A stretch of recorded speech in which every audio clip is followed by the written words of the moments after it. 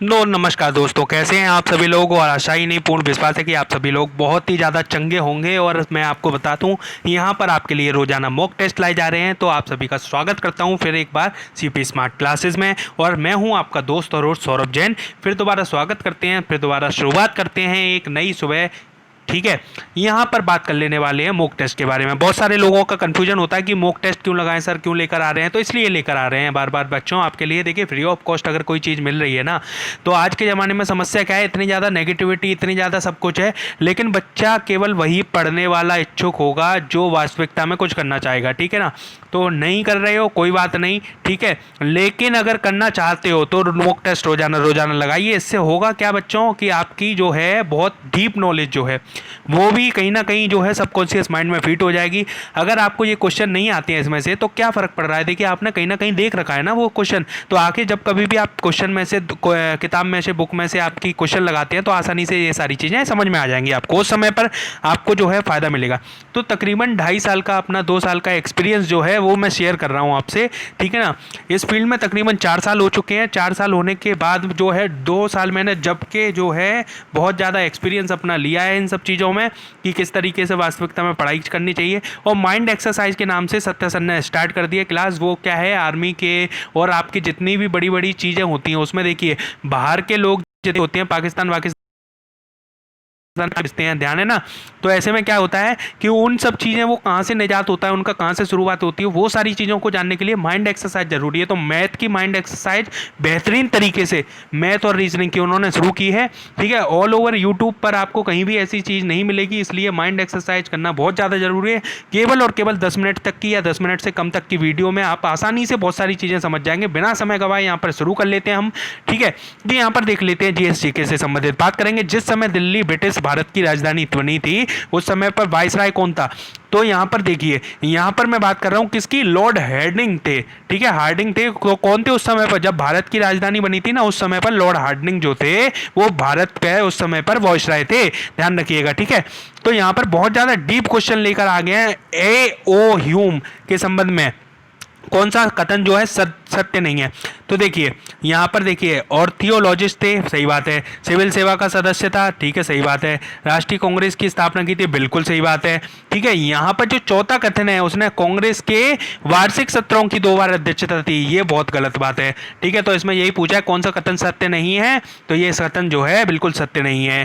ठीक है, आगे बात कर लेते हैं हम नेक्स्ट क्वेश्चन की ओर। 1857 के सैन्य विद्रोह के समय गवर्नर जनरल कौन था। उस समय की बात करें, गवर्नर जनरल की बात करें,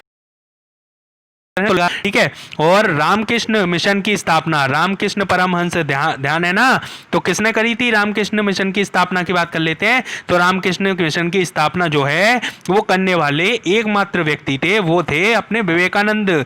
ठीक है, विवेकानंद जिन्हें की किस नाम से, नरेंद्र के नाम से जाना जाता था ना बचपन में।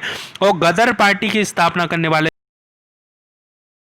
ध्यान पार्टियों से कि किस किस पार्टी की स्थापना किसने की है, जैसे बीजेपी की स्थापना किसने की है, सपा की स्थापना किसने की है, ठीक है, समाजवादी पार्टी, ठीक है, मायावती की जो पार्टी है बसपा, उसकी स्थापना किसने की है। तो इस तरीके से जो है क्वेश्चन बनते हैं आजकल सवाल में।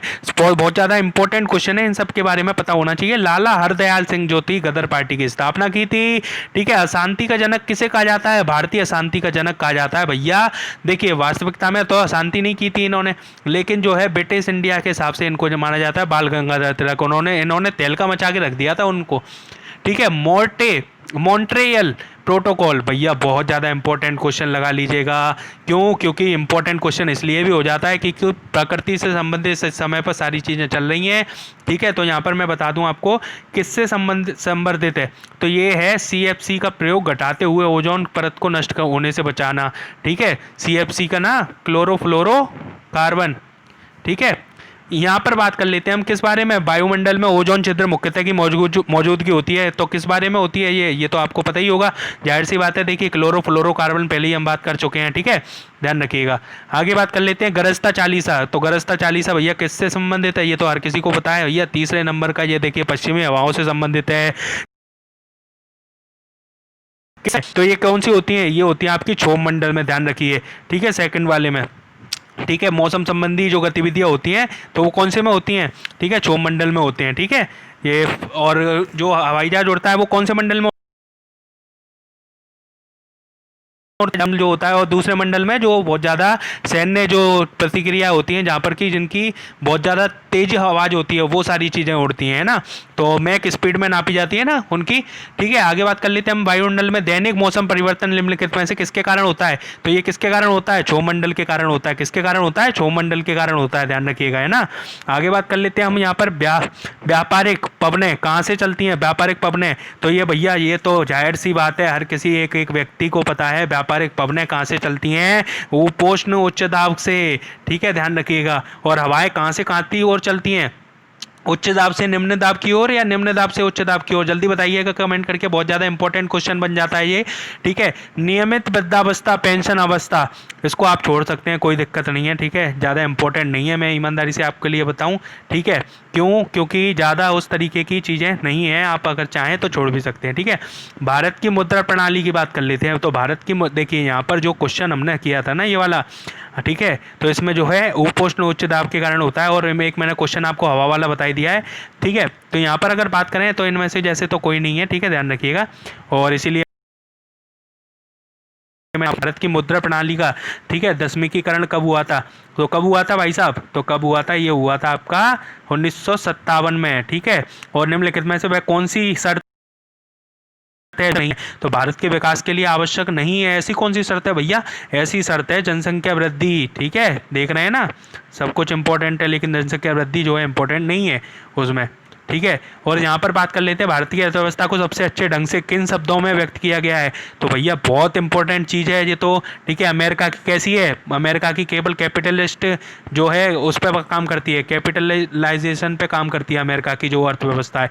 लेकिन इंडिया की बात करें तो इंडिया की किस पे बात करेगी? यहाँ पर आप देख चुके हैं ना, ये देखिए यहाँ पर ने बताया था आपको, तो यहाँ पर आपको बता दिया था कि कोई सा नहीं है। ठीक है, दूसरे में हम बता चुके हैं 1957 में, तीसरे में हम बता चुके हैं क्या कौन सी शर्त थी जिसके बारे में आवश्यकता नहीं है, जनसंख्या वृद्धि के कारण।